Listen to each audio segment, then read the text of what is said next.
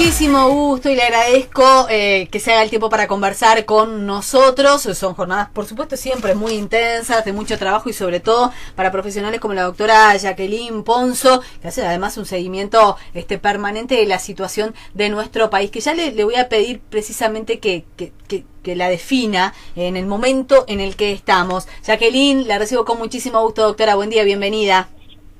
Buenos días, Cecilia, y a toda la audiencia, gracias. Un placer recibirla. Lo primero que quiero preguntarle, doctora, es esta situación de que uno, incluso algunas autoridades van coqueteando con el término endemia, de alguna manera manifestando que estaríamos en el último tramo de la pandemia. ¿Esto se ajusta específicamente a los datos que hoy por hoy se manejan en nuestro país?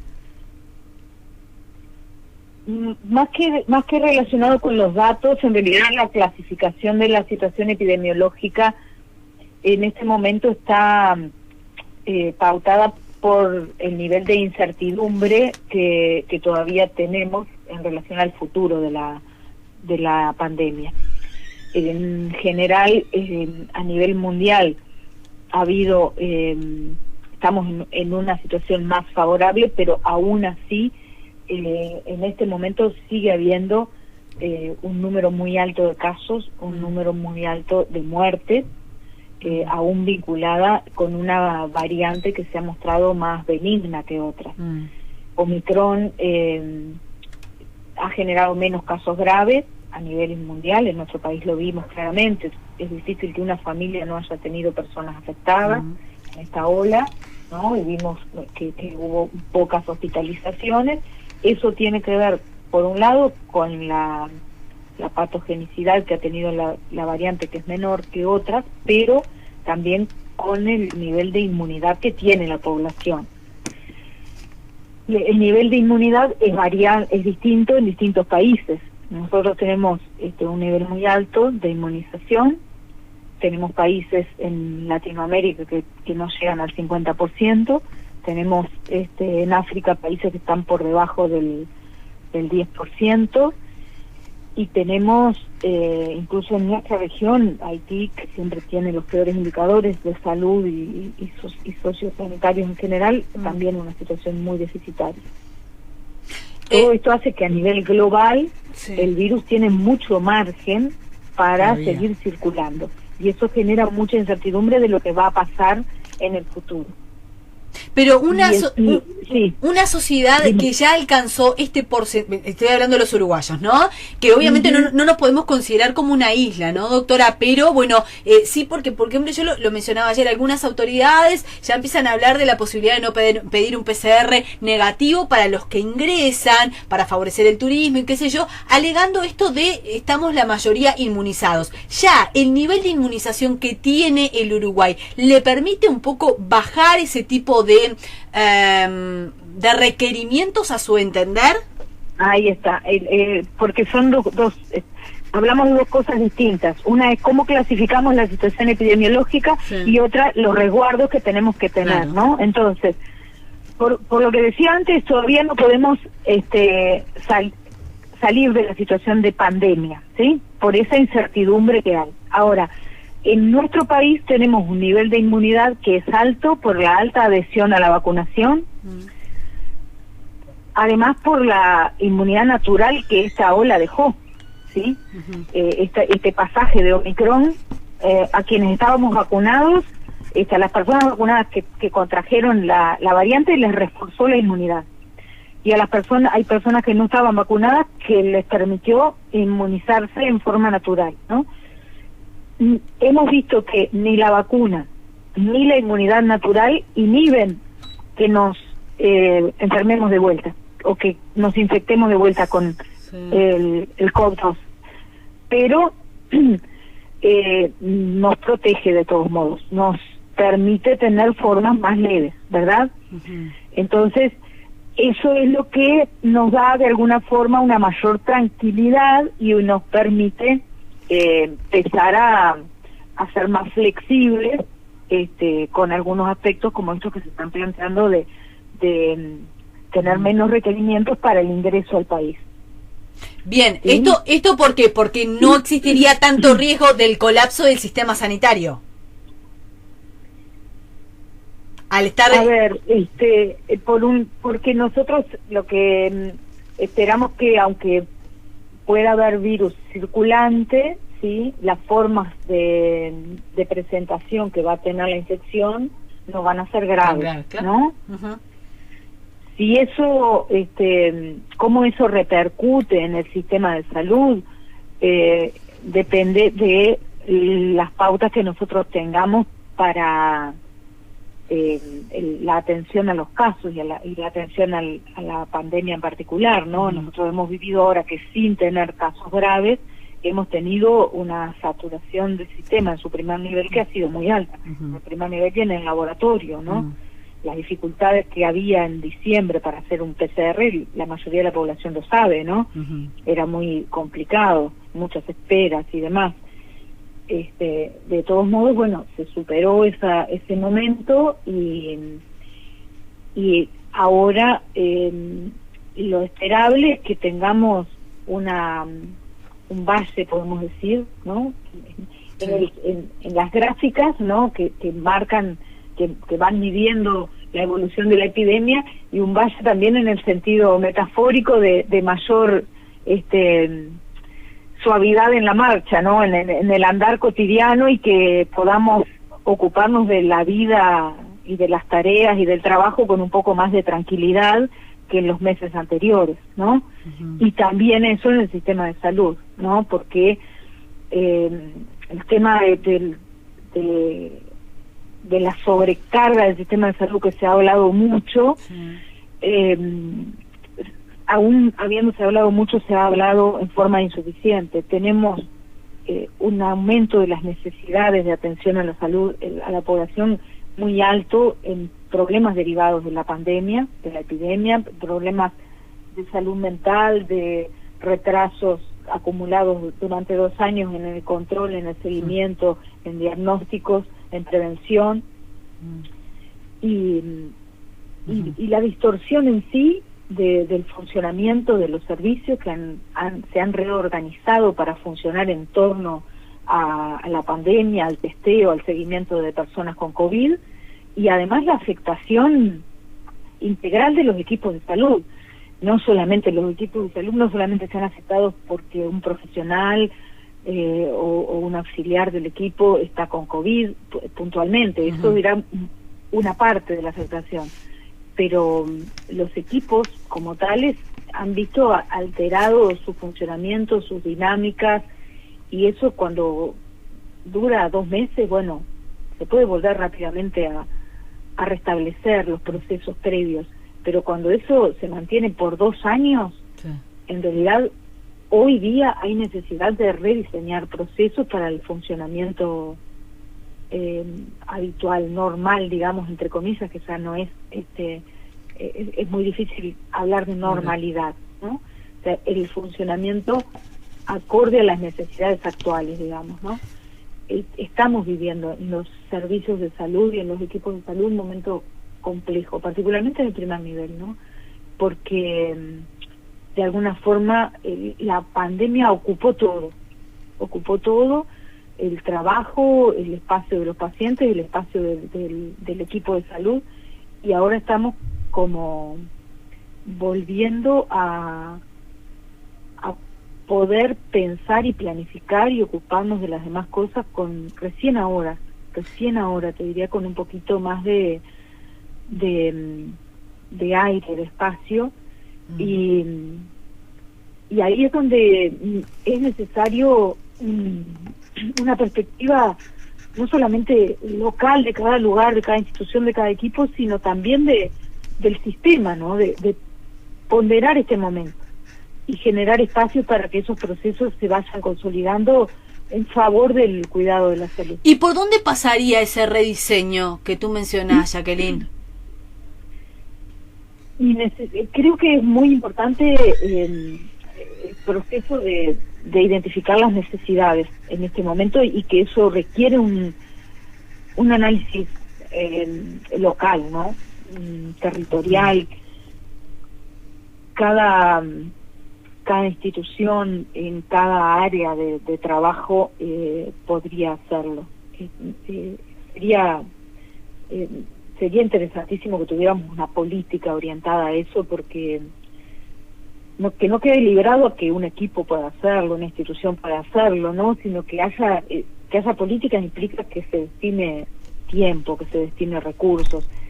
O sea, salimos cuando mejoró un poquito la situación rápidamente, se fue al asunto de, bueno, pasamos de 3 pacientes por hora a 4 pacientes por hora porque hay listas de esperas, y entonces lo que hay que hacer es limpiar las listas de esperas, ¿no? Entonces, con lo que hacemos es aumentamos el número de pacientes en las agendas para que esto se solucione.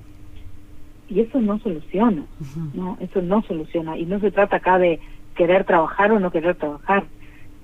Si algo ha quedado muy demostrado es que no hay ningún retaseo en el trabajo, en los equipos de salud y en ninguno de los niveles, y en el primer nivel se ha puesto todo en la consulta, en la teleconsulta, en la atención domiciliaria, acompañando a la población en forma permanente durante toda la pandemia. Y en este momento, si el mandato, digamos, desde la JUNASA, desde el sistema de salud, es acelerar la consulta, no queda tiempo para lo otro. En realidad, cuando uno dice política, es decir, bueno, que se pueda establecer un tiempo, que se pueda establecer recursos. Esto significa decir, bueno, del tiempo de los equipos de salud no va el 100% para la consulta durante un mes, porque durante un mes lo que queremos es relevar exactamente cuáles son las necesidades y cómo no, y propuestas de organización para atender mejor esas necesidades. De pronto no necesitamos incrementar el número de consultas de salud mental, y lo que tenemos que hacer es generar un dispositivo comunitario para trabajar con los adolescentes, porque eso va a ser más efectivo para la salud mental de los adolescentes, ¿no? Ese tipo de cosas son de las que necesitamos y que podríamos hacer en este momento. Que se deberían hacer. Bien, Jacqueline, te quiero trasladar alguna de las consultas que llegan por parte de la audiencia. Pregunta para la doctora. Es sabido que cada organismo produce sus propias defensas naturales. ¿Por qué reiteran y piden que nos vacunemos nuevamente? Saludos, dice Juan. Porque lo que se ha visto es que las defensas se decaen a lo largo del tiempo. Entonces, la reiteración de la inmunización mejora las defensas.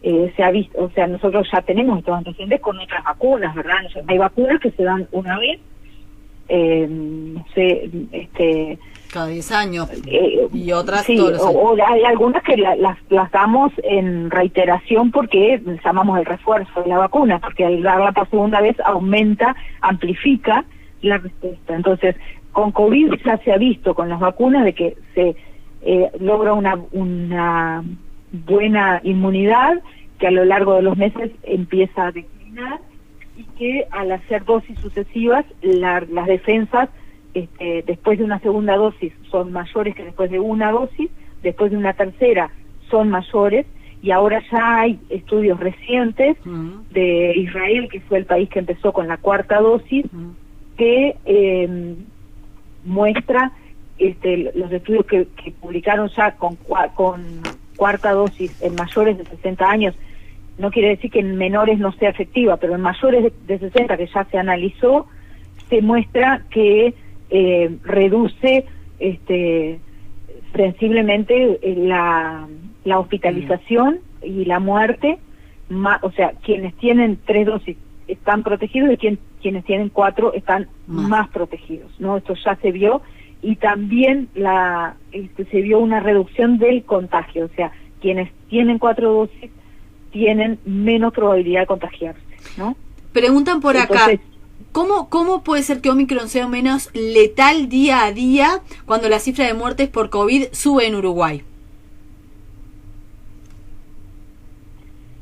Las cifras de muerte por COVID en Uruguay ahora están, o sea, tuvimos un pico con Omicron, que fue en esta ola que fue de 39 casos, después de eso, que fue en enero, y después de eso, en enero o primeros días de febrero, no recuerdo ahora el momento, y después de eso ha ido bajando.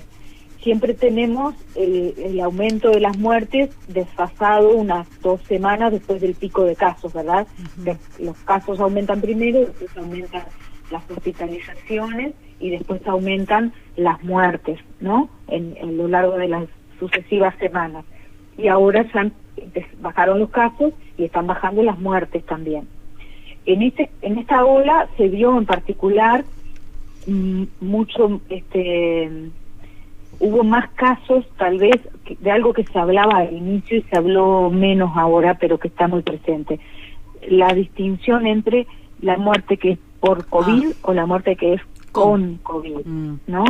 Digamos que eso siempre, con cualquier causa de muerte, siempre es muy, la mayor parte de las veces hay que hacer un análisis profundo para finalmente asignar y decir esta muerte se le asigna a esta causa y no a esta otra queda en segundo lugar, ¿verdad? Supongamos una persona que tiene problemas cardíacos y tiene diabetes, ¿no? Y tiene una muerte por una causa cardíaca, ¿sí? Pero donde es difícil separar como causa la diabetes, porque la diabetes afecta en mucho que tenga ese problema cardíaco, ¿no? Entonces, en cualquier análisis de causa de muerte, siempre hay que hacer ponderar las causas. En COVID puede ocurrir que la persona sea sana y se enferma de COVID y pierde la vida, y esa es, desde el punto de vista de la clasificación epidemiológica, no genera mayor dificultad. Pero sabemos que muchísimos casos de muerte son personas que tienen, y particularmente en esta ola, han sido mayoritariamente personas no vacunadas o personas con otras patologías, ¿sí? Entonces, muchos de los casos de personas que son con otras patologías, está pendiente la clasificación mejor, el análisis más detallado, más profundo de los datos, para discriminar cuántas muertes fueron con COVID o por COVID, ¿no? De todos modos, claro, COVID aparece y puede contribuir a la muerte, ¿verdad? No es que es ajeno a la situación, es mejor no tenerlo, está claro que es mejor no tenerlo, ¿verdad? Pero bueno, en realidad sí ha provocado con un número de casos muy alto, mucho mayor que los que tuvimos en otoño, tuvimos un número de muertes relativamente menor, ¿verdad? Bien. Y relativamente, y en números absolutos también menor, aunque tuvimos muchísimos más casos de Omicron. Ahí es donde vemos que el daño en términos de mortalidad que provocó fue menor. Mira, te sigo trasladando preguntas que van como en el mismo sentido. Me da la sensación de que la gente le ha generado cierta duda esto de nos van a seguir revacunando, qué tan efectivas son. Mira lo que te dicen por acá, Julio de Progreso. Cecilia, la pregunta a la doctora es, las vacunas siguen en proceso de ensayo, ¿qué tan efectivos son a futuro? Espero que no sea una por año, cuando tenemos una cada 10 años contra muchos virus, dice Julio de Progreso. ¿Qué le podemos contestar? Sí, es muy buena la pregunta, y en realidad todavía por el tiempo de evolución que tenemos no sabemos el plazo, el tiempo ideal de los refuerzos que puedan ser necesarios, ¿no? Hay vacunas, depende mucho de las características del virus, ¿no? Y hay vacunas que, como bien dice, el refuerzo es cada 10 años o cada 5, y tal vez todavía no sabemos si esto puede requerir una vacuna anual, o puede ser que después de 4 dosis no necesitemos ninguna más. En realidad,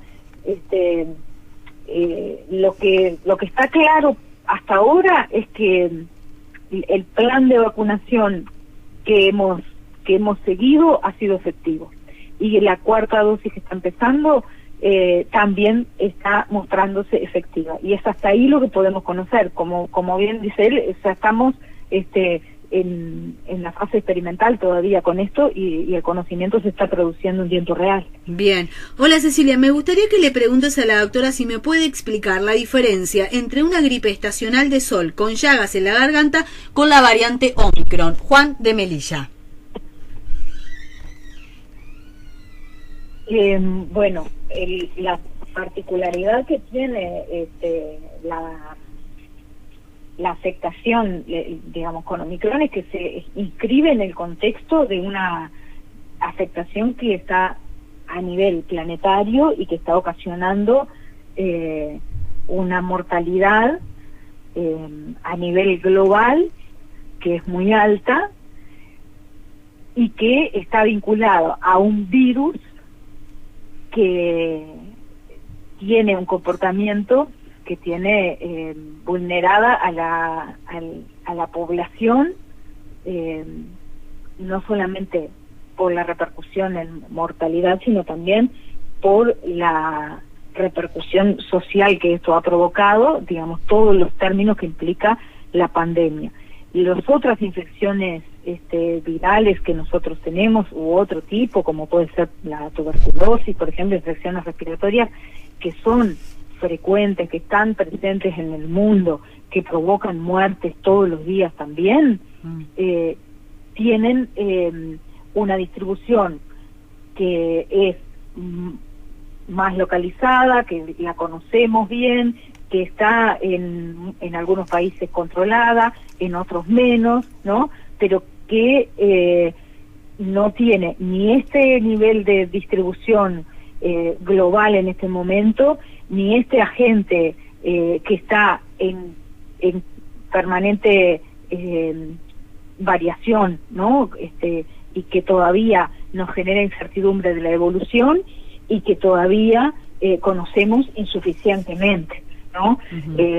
Una de las diferencias a tener en cuenta es que algo que ya se documentó con Omicron y en general con COVID es que puede provocar el post-COVID, el COVID persistente, que esto es una complicación que aparece en forma alejada y que puede ocasionar un padecimiento crónico con malestar de tipo muscular, neurológico, déficit de concentración, y esto es una forma de la enfermedad que en general no las vemos en una gripe, ¿no?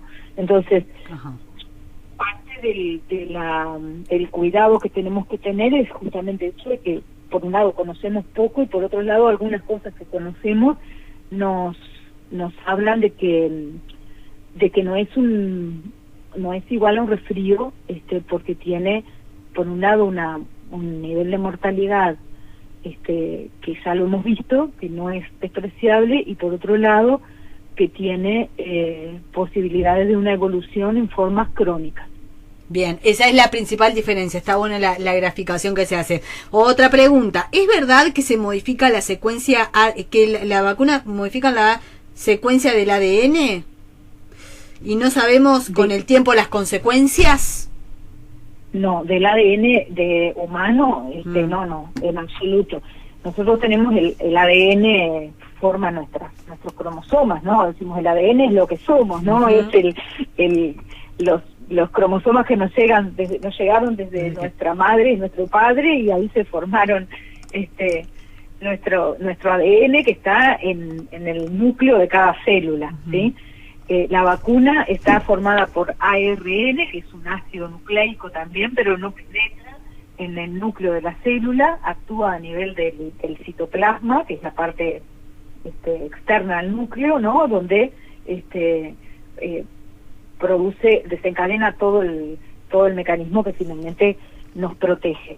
No hay penetración al núcleo ni alteración del ADN, sino que es como el ARN lo que hace es regular nuestra fábrica de proteínas, digamos. Nosotros tenemos una fábrica de proteínas que permite hacer funcionar todos los sistemas del organismo. Entonces es como que trae la clave para que nosotros, en vez de comprar hecha, digamos, la proteína para la defensa, la fabricamos nosotros mismos a medida, ¿no? Es como ese dispositivo que nos provee, nos trae la información para fabricar lo que necesitamos para la defensa nuestra. Bien. Pero no nos alteran en absoluto. En ese mismo sentido te pregunto, porque además el otro día, por ejemplo, hablábamos con el director departamental de salud del Ministerio de Salud Pública para Canelones, Diego García, y coincidía además con algunos mensajes que llegaban, donde la gente reclamaba específicamente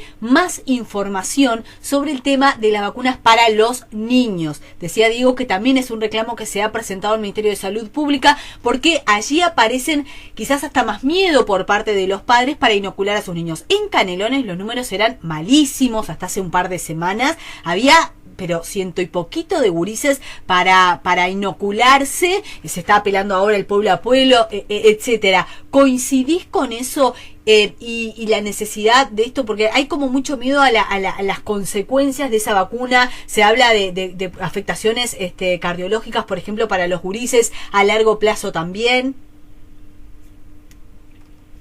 El temor en torno a las vacunas ha estado presente desde el inicio, es absolutamente razonable, es absolutamente legítimo, ¿sí? Y para eso lo que se precisa es información y tiempo para dar lugar a la duda, para dar lugar a las preguntas y para dar lugar a las decisiones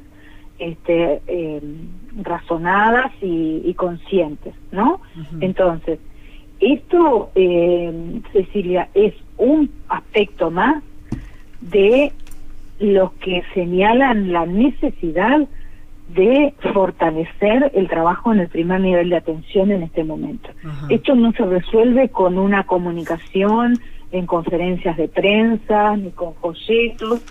Esto se resuelve con tiempo en el consultorio, donde cada madre, cada padre, cada abuela, cada abuelo pueda concurrir a hablar con el médico de referencia de ese niño, de esa niña, sea su pediatra, sea su médico de familia, sea con una enfermera en el centro de salud, y evacuar todas las dudas y tomar las decisiones. Eso es necesario, y la decisión tiene que ser tomada. Sí, hay información publicada, pero esa información tiene que fluir en un contexto de contención, ¿sí? Y donde la consulta, en este caso, es un ámbito privilegiado para hacerlo, ¿no? Porque además, en general, los niños y niñas en nuestro país están controlados, tienen su médico de referencia, y bueno, tener el tiempo para ir a la consulta y hablar sobre la indicación de la vacuna y tomar la decisión en ese contexto, eso es lo más indicado. Es de las cosas que necesitamos en este momento, que te decía que tenemos que rediseñar nuestro trabajo. Pero en contraposición a eso, se ha reducido, se ha ordenado desde el Ministerio de Salud Pública una reducción en el tiempo de las consultas. Claro, es totalmente adverso, y es totalmente contrario, adverso el proceso. En relación a los resultados que vamos a tener con eso, ¿no? Pero además es contrario a la necesidad. Eso es parte de una lógica que es equivocada, ¿no? De creer que tenemos mejores resultados si nosotros tenemos mayor número de consultas. Lo que nosotros necesitamos es mejor consulta, mejorar la calidad de las consultas, o sea, medir la calidad de las consultas, no el número, ¿sí? Uh-huh. Claro que el número importa, ¿por qué? Porque hay una necesidad, pero en realidad lo que importa es adecuar a la necesidad, y la necesidad no es solo cantidad, es calidad, es calidad, y calidad es esto, ¿no? Esto que estamos hablando. Es tiempo con el paciente. Pregunta, ¿las vacunas tienen grafeno? Sí, ¿no? ¿O no lo saben todavía? Grafeno. Hay muchísimas vacunas, ¿no? He leído sobre algunas vacunas lo que he leído es denuncias de que de que alguna vacuna tiene grafeno, y leí un artículo sobre ese punto en particular porque lo fui a buscar, sí. pero le pido disculpas porque no recuerdo exactamente ahora para poder decirle con precisión. O sea, estamos hablando de las vacunas contra el COVID, ¿no, Jacqueline? Contra el COVID, ahí está. Lo que sí puedo decir, a ver, de verdad pido disculpas porque no lo puedo responder concretamente. Leí que había denuncias sobre esto, preocupación sobre esto, y fui a leer algo al respecto y no recuerdo para citarlo ahora con precisión. Pero lo que sí importa señalar es que las vacunas, en los medicamentos que usamos, ¿no? Las vacunas son un medicamento, son los medicamentos que tienen los más rigurosos requerimientos de control en todas las etapas de evaluación para aprobación y para autorizar su uso, ¿no? Las vacunas están autorizadas para uso en situación de emergencia, como es la situación que hemos vivido, ¿no? Y toda la investigación en torno a las vacunas se sigue haciendo también en términos de seguridad, ¿no? La evaluación en torno a la aprobación en torno a los componentes que tienen las vacunas, eso está en las primeras etapas, ¿no? Y ahí hay un margen de confianza que es en las instituciones que están trabajando en proveernos los resguardos para todos los medicamentos que usamos, todo el tiempo. Entonces, si bien hay algo que hay que señalar y que es muy adverso, y es que todo el circuito de la producción y distribución de las vacunas ha estado en el marco comercial, ¿no? Y eso es algo que quita transparencia y quita credibilidad, quita confianza sobre todo, ¿no? Porque ahí en el marco comercial hay un fin que es el lucro, ¿sí? Pero las vacunas circulan luego, antes de pasar a la población, por dispositivos que son de evaluación y control, que son estatales o internacionales, ¿no? Donde ahí hay resguardos para la sociedad que son máximos. Entonces, en ese sentido, es importante también que tengamos confianza en nuestros propios dispositivos de control y de evaluación. Cuando digo nuestros, hablo en términos globales, ¿no? Porque hay evaluaciones que hace cada país, pero en este caso que estamos frente a un problema global, también cada país se nutre de la información y las evaluaciones que se producen en distintos países.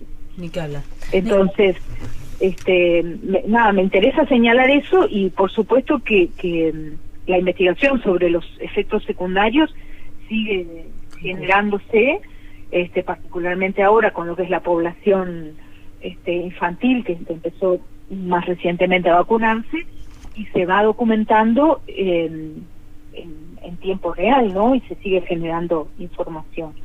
Y hasta ahora, en general, todos los resultados que hay de las vacunas que han pasado a la fase de aplicación en la población son favorables. Ninguna de las vacunas que empezó a aplicarse ha sido retirada, y por el contrario sí hay muchas vacunas que no llegaron a la fase de aplicación, justamente por eso, ¿no? Hay muchos proyectos que iniciaron en la fase experimental, más de 30 por lo menos, que no llegaron nunca a pasar porque no cumplieron las pruebas de efectividad y de seguridad. Bien. Doctora, ¿algo más para señalar que le parezca pertinente antes de despedirla? Bueno, no, creo que cubrimos bastante las inquietudes del momento, y en realidad compartir el deseo de que vayamos recuperando el desarrollo de la vida en todos sus aspectos, y en esto de aprovechar esta circunstancia para aprender y mejorar. Tanto lo que decíamos hoy en el sistema de salud lo necesitamos, y en general en el ámbito social la solidaridad y el sentir que lo que hacemos, lo que hace uno individualmente afecta a toda la población, y al revés, ¿no? creo que es algo que nos queda de esta pandemia. Te agradezco muchísimo, como siempre, que estés dispuesta a conversar con nosotros, a evacuar las dudas de la población también y a ir saliendo con la mayor cantidad de información posible o transitando este momento con la mayor cantidad de información posible. Ha sido muy amable como siempre. Muchas gracias, Cecilia. Saludos a la audiencia. Allí estaba la doctora Jacqueline Ponzo, epidemióloga, integrante del GIAD, representante también de lo que tiene que ver con la Asociación de Medicina Familiar a nivel de Latinoamérica. Realmente una voz autorizada para hablar, que no tiene empacho en decir que, bueno, hay cierta información que todavía no se tiene, esto del grafeno que lo planteaban también, pero dando la seguridad sobre el tema de las vacunas, que son lo mejor que tenemos en este momento para combatir la pandemia.